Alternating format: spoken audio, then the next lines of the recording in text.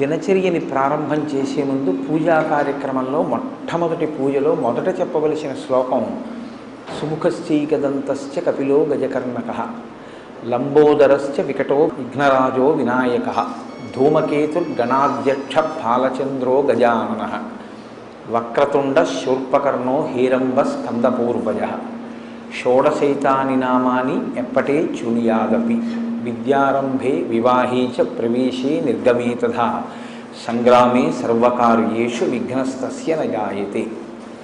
అది శ్లోకం. ఇందులో విఘ్నేశ్వరుడికి 16 నామాలు చెప్తారు. ఈ 16 నామాలు షోడశైతాని నామాని అని. ఇంట్లో ఈ 16 నామాలు చెప్పేవాడు తప్పకుండా ఉండాలి అని. ప్రతి ఇంట్లోనూ కూడా ఈ 16 నామాలు చెప్పబడాలి. చెబితే మిగిలిన వాళ్ళు వినాలి. అంటే ఈ శ్లోకం